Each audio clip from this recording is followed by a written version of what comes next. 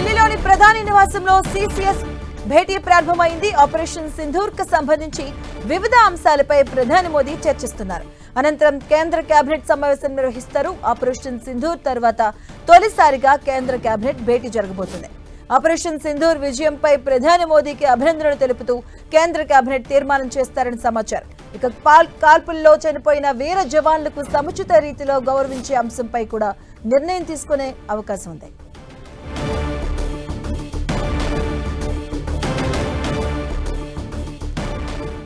ఇక ప్రధాని మోదీ సమక్షంలో ఈ రోజు 2 కీలక భేటీలు జరగబోతున్నాయి. దానికి సంబంధించిన పూర్తి అప్డేట్స్ మా కరెస్పాండెంట్ గోపి అందిస్తారు. గోపి,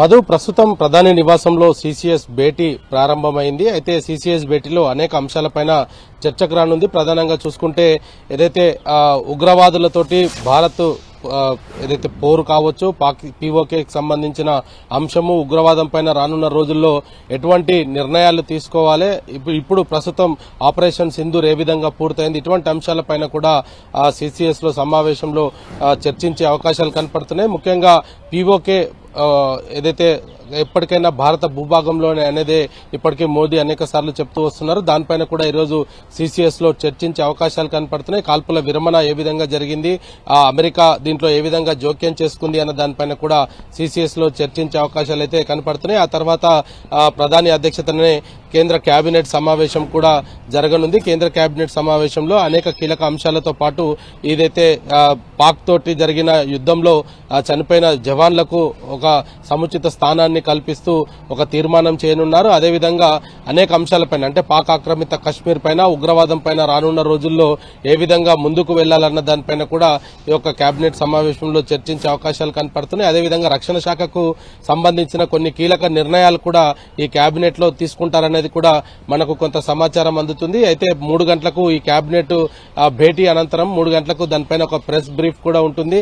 ఎటువంటి అంశాలు చర్చకు వచ్చాయి, ఏ అంశాలపైన కేబినెట్ నిర్ణయాలు తీసుకుందనేది కూడా ఆ 3 గంటలకు జరిగే ప్రెస్ మీట్ లో అయితే చెప్పబోతున్నారు. మరొక వైపు ఈరోజు ప్రధానికి కూడా కొంత కృతజ్ఞత తీర్మానం కూడా చేసే అవకాశాలు కనపడుతున్నాయి. భారత సైన్యాన్ని ముందుండి ఎప్పటికప్పుడు సమీక్షలు నిర్వహిస్తూ త్రివిధ దళాలతోటి టచ్ లో ఉంటూ భారత్ లో ఒక్క ప్రాణం కూడా నష్టపోకుండా పాకిస్తాన్ పై సాధించిన ఈ యొక్క ఆపరేషన్ సింధూర్ కు సంబంధించి కూడా ఆయనకు ధన్యవాదాలు కూడా తెలిపే అవకాశాలు ఉన్నాయి. వీటన్నిటితో పాటు కొంత కీలకమైన నిర్ణయాలు కూడా ఈ రోజు రక్షణ శాఖకు సంబంధించి కూడా తీసుకుంటారనేది మాత్రం ప్రధానంగా అయితే తెలుస్తోంది. మధు, గోపి, అంటే మరోవైపు ప్రతిపక్షాలు కూడా కోరుతున్నాయి ఆపరేషన్ సింధూర్ అనంతరం కూడాను ప్రతిపక్షాలు పార్లమెంటు సమావేశం నిర్వహించారని, అలాగే రాహుల్ గాంధీ, ఖర్గే కూడా లేఖ రాశారు.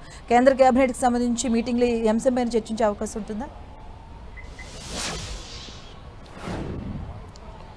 రైట్, ఏదైతే ఆల్ పార్టీ మీటింగ్ జరిగిన తర్వాత all party meeting operation Sindoor కి ముందే ఆల్ పార్టీ మీటింగ్ పెట్టడము, ఉగ్రవాదం పైన ఏ విధంగా కేంద్ర ప్రభుత్వం ముందుకు వెళ్తుంది అనేది కూడా చెప్పడం జరిగింది.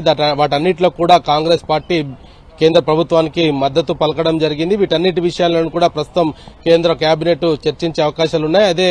అదేవిధంగా ఏదైతే ప్రత్యేక సమావేశాలు కాంగ్రెస్ పార్టీ పట్టుబడుతుందో అవి అవసరం లేదు అనే ఆలోచనతోటే ప్రస్తుతం కేంద్ర ప్రభుత్వం ఉన్నట్టుగా కూడా తెలుస్తుంది. ప్రధానంగా ఆల్ పార్టీ మీటింగ్ లోనే వీటన్నిటిపైన చర్చించిన తర్వాత మళ్లీ ప్రత్యేక సమావేశాలు పెట్టాల్సిన అవసరం లేదు అనేది కూడా కొంత కేంద్ర ప్రభుత్వం ఆలోచిస్తుంది. కానీ విపక్షాలు కూడా ఏదైతే ఉగ్రవాద పోరులో, అదేవిధంగా ఎల్ఓసి వెంట కాల్పుల విరమణకు సంబంధించి డొనాల్డ్ ట్రంప్ ఎందుకు ట్వీట్ చేయాల్సి వచ్చింది, దానిపైన భారతదేశ ప్రజలకు వివరణ ఇవ్వాల్సిన బాధ్యత కేంద్ర ప్రభుత్వం పైన ఉంది అనేది కూడా కాంగ్రెస్ ప్రధానంగా డిమాండ్ చేస్తూ వస్తుంది.